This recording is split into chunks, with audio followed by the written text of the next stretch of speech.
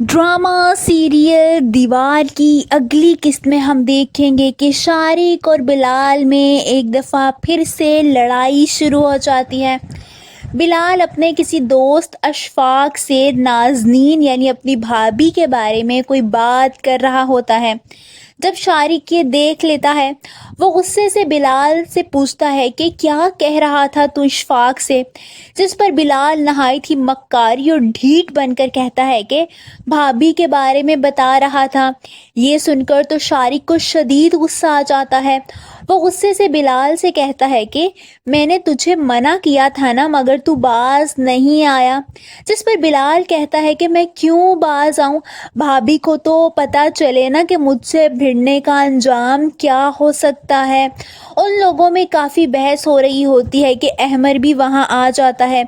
जब शारिक गुस्से से बिलाल की तरफ बढ़ते हुए कहता है कि अंजाम तो अब तेरा बुरा होगा, उसके हाथ में चाकू होता है। वो जैसे ही चाकू से बिलाल पर वार करने वाला होता है, अहमर आगे आ जाता है और चाकू बेसाख्ता अहमर के पेट में लग जाता है। ये देखकर तो बिलाल और शारिक दोनों हैरान परेशान रह जाते हैं। वहीं हम देखेंगे कि अहमर को बिलाल जल्दी से अस्पताल ले जाता है। दूसरी तरफ नाज़नीन रानी के पास जाती है, जहां बिलाल भी मौजूद होता है। वो वहां जाकर रानी से कहती है कि अपने शोहर को समझा लो, मुझसे और मेरे शोहर से दूर रहे, हमारे बारे में जहर उगलना बंद कर दे। जिस पर बिलाल बेइंतहाई सफाकियत से नाज़नीन से कहता है कि मैं तो उगलूंगा जहर, कर लो जो करना है। वहीं हम देखेंगे कि शारिक बिलाल को फ़ोन करता है अहमर के बारे में पूछने के लिए।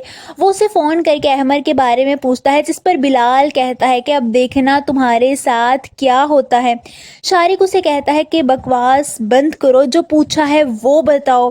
जिस पर बिलाल कहता है कि जवाब तो अब तुम्हें पुलिस को देना पड़ेगा, अब जो तुमसे वो पूछेगी। ये सुनकर शारिक काफ़ी डर जाता है।